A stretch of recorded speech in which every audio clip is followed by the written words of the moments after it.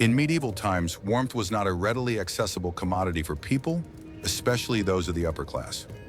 Transforming their dwellings into cozy havens demanded inventive thinking and judicious utilization of available resources. Despite the chilling conditions outdoors, they diligently ensured their homes remained warm. But make no mistake, these were not your comfortable contemporary fireplaces where warmth is summoned at the push of a button. These were colossal, ravenous entities that consumed wood with the voracity of teenagers raiding a refrigerator. I'm not exaggerating when I say some households burned through upwards of 150 logs each week. That's enough timber to construct a small cabin, merely to maintain warmth for 7 days. The focal point of any noble's castle wasn't an ornate throne or portraits of stern-faced ancestors. It was these immense fireplaces. Underprivileged servants would trek through forests, gathering wood as if their very survival depended on it, which in a way it actually did. Ingenious approaches to staying warm hinged on diligently feeding these fire-breathing behemoths. Now, you might assume that possessing a fireplace meant dwelling in a tropical paradise, but you would be mistaken. Even with these roaring infernos, castles remained sufficiently cold to store ice cream, had it been invented yet. The heat emanating from these fireplaces was akin to that one friend who hoards snacks. It remained stubbornly localized. This meant medieval nobles essentially engaged in a perpetual game of musical chairs, except instead of music ceasing, they were chasing pockets of warmth. But here's where their cleverness truly shone. They understood that smoke shouldn't simply linger like an unwelcome guest. Hence, the invention of chimneys was a transformative innovation. Finally, one could breathe and be somewhat warm simultaneously. Revolutionary. Talk about being resourceful with what you had. The truly affluent individuals became even more sophisticated. They established what I like to term heat highways throughout their castles. By installing multiple fireplaces, crucial rooms were strategically positioned near these heat sources while less vital areas.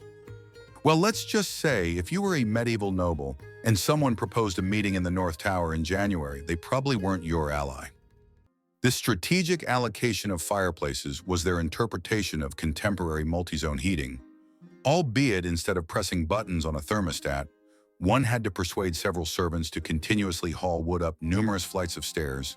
And the beauty of it all, these fireplaces weren't solely for heating. They evolved into the medieval equivalent of social media, where all the juiciest gossips circulated. Everyone would congregate around them, exchanging tales, likely lamenting the weather. Some things are eternally consistent, and devising inventive ways to feign comfort while their noble posteriors were likely freezing, all while reveling in that perpetual embrace of coziness they labored so intensely to maintain.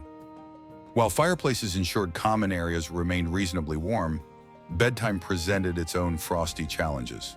Medieval nobles, however, were not about to permit a minor inconvenience like freezing temperatures to compromise their beauty rest. Their bedchambers were akin to the world's first luxury sleep spas, minus the cucumber eye treatments and plus an abundance of feathers. Let me describe these beds. We're talking about serious cloud-like comfort here. The wealthy filled their mattresses with the most exquisite down feathers money could procure. A noble's bed could contain feathers plucked from over 100 birds. Small wonder they slept until midday. I wouldn't want to vacate that fluffy sanctuary either. The real genius lay in the layers. First, there was woolen sleepwear, because nothing evokes sweet dreams quite like donning a sheep. Then came the blankets. Not one, not two, but sometimes up to 7 layers of heavy wool quilts. By the time one finished layering them on, merely getting into bed was likely the day's primary physical exertion. But here's my personal favorite touch, the bed warmer. Before retiring for the night, servants would employ these metal pans filled with hot coals and slide them between the sheets, like a medieval hot water bottle. Just avoid rolling over too abruptly, or you might experience more than just a warm bed. One misstep and you were suddenly engaged in a medieval rendition of "The Floor is Lava."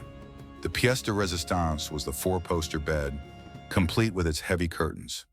These weren't merely decorative or for privacy. They were essentially medieval sleeping bags.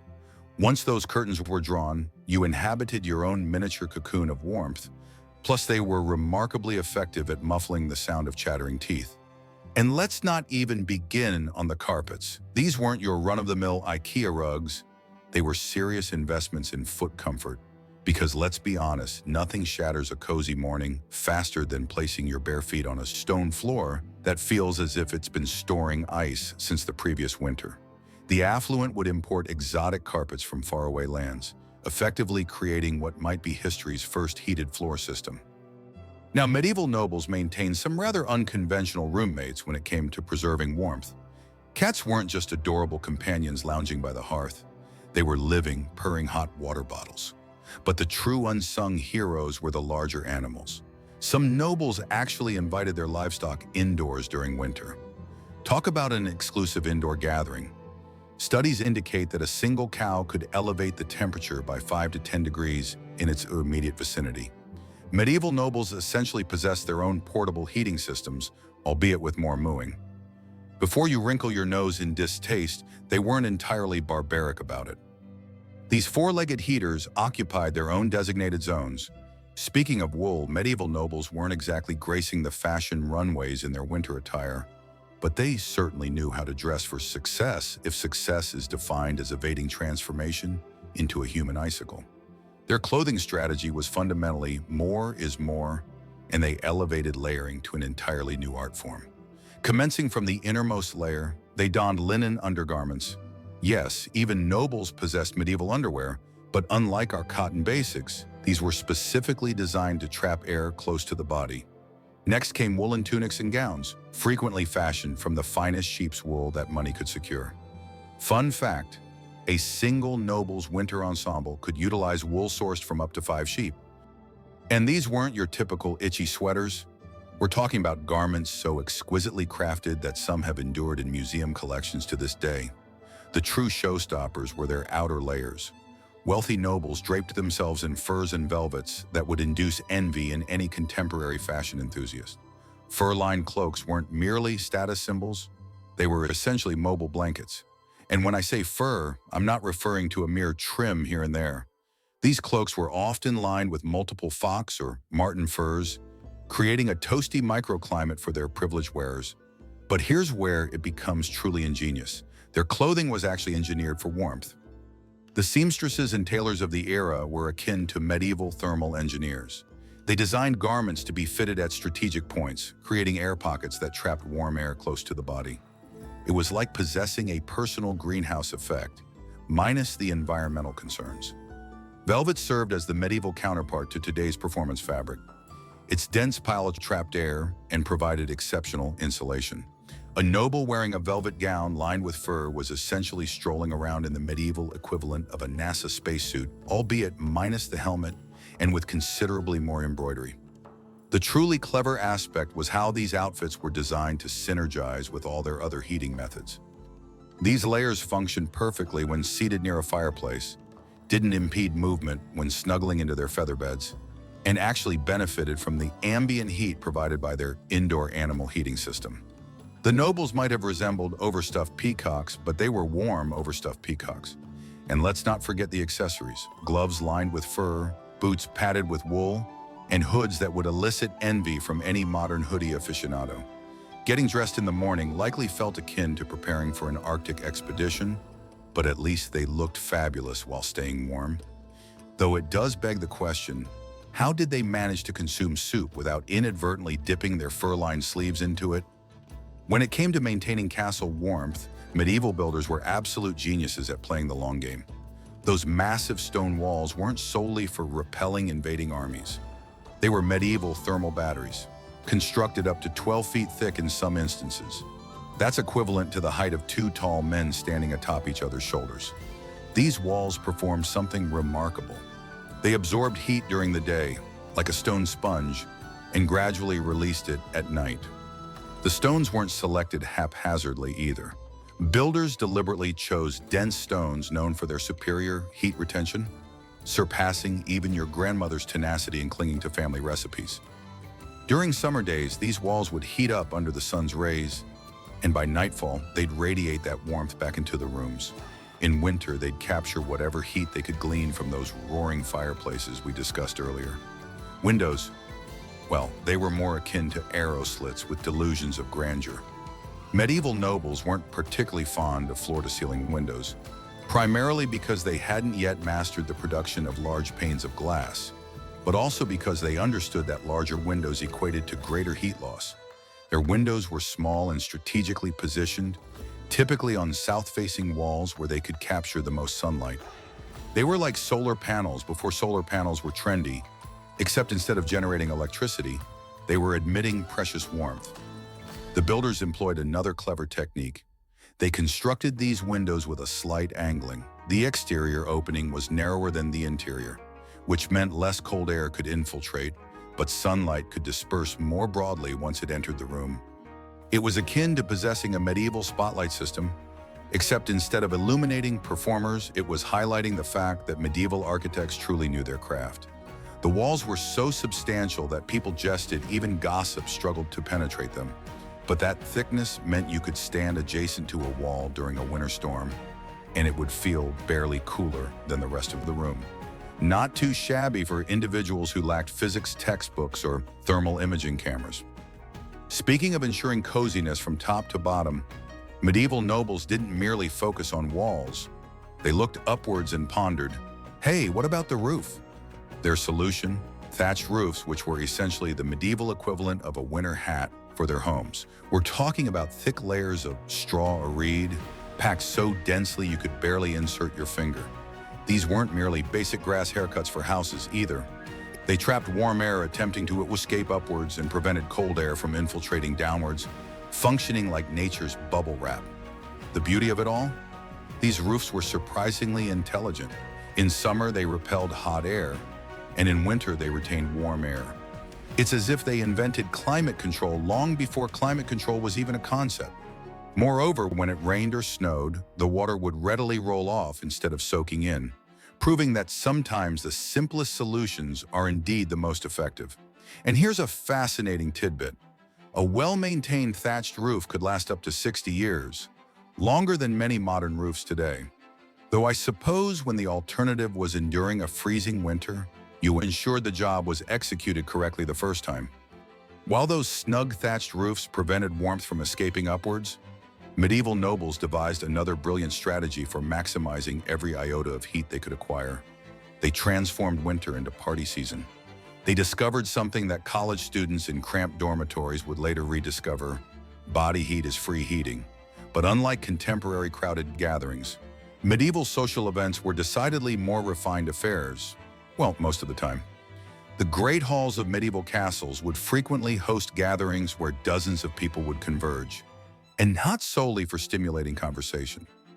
Scientists today inform us that a single person generates roughly the same amount of heat as a 100-watt light bulb. Now multiply that by 50 or 60 people within a great hall, and you've essentially created a medieval radiator system fueled by gossip and wine. These gatherings weren't merely random, crowdsourced heating initiatives. Nobles would organize elaborate feasts that could extend for hours. Between the collective body heat, the roaring fires, and all the hot food being served, these parties could elevate the temperature of a great hall by several degrees. Add in some dancing, because nothing warms you up quite like attempting a medieval jig while clad in 7 layers of wool, and you had yourself a proper heating apparatus. The cleverness lay in how they structured these gatherings. Important meetings? Schedule them for the coldest part of winter. Grand feast? Make it a multi-day extravaganza in January. Suddenly, being a social butterfly wasn't just about maintaining your social standing. It was about maintaining your core body temperature. Musicians would perform, storytellers would share tales, and everyone would laugh a bit more boisterously than strictly necessary. After all, increased movement equates to increased heat generation. The true experts understood that a spirited debate about politics or the neighbor's new tapestry could warm a room faster than any fireplace. Medieval nobles were essentially operating on drama-powered heating. And the best part? No one had to feel self-conscious about lingering too long at these gatherings. After all, they weren't being socially awkward. They were contributing to the communal heating system. It was essentially medieval environmental consciousness at its finest. But some nobles weren't satisfied with merely body heat and fireplaces. The truly opulent ones installed what I like to call the medieval underfloor heating system, the hypocaust. Think of it as the medieval predecessor to contemporary radiant floor heating, just with more smoke and considerably more manual labor. The system was remarkably simple. A furnace would heat air that circulated through hollow spaces beneath the floors and sometimes within the walls. Imagine strolling across warm tiles in the dead of winter. Quite luxurious for medieval times, wouldn't you agree? The heated floors would radiate warmth upwards, creating a cozy ambiance that even those party-loving nobles envied. Of course, maintaining a hypocaust wasn't exactly a leisurely stroll in a warm park. It demanded constant attention from servants who had to keep the furnace stoked and remove soot. But for those who could afford it, possessing warm floors was the ultimate medieval flex, akin to having heated car seats in a world of wooden benches. Speaking of maintaining warmth from below, while some nobles heated their floors with hypocausts, everyone's preferred heat source originated from the castle kitchen. What's ingenious is how they maximized the heat generated from cooking. Stews and soups weren't merely popular culinary choices because they were filling. These dishes necessitated hours of slow cooking, which meant the kitchen fire remained lit for extended periods. The nobles essentially invented the first slow cooker, medieval style. And those heated stones utilized for cooking, they'd be repurposed, tossed into drinking vessels to warm wine or ale, effectively creating the world's first heated beverage program. The kitchen was so consistently warm that servants would often sneak in simply to thaw out their frozen fingers amidst the constant cooking fires, hot stones and steam billowing from simmering pots. The kitchen resembled a medieval spa, just with more onions and considerably less aromatherapy. The strategies employed by medieval upper-class individuals to heat their homes were remarkably inventive, seamlessly blending practicality with readily available resources.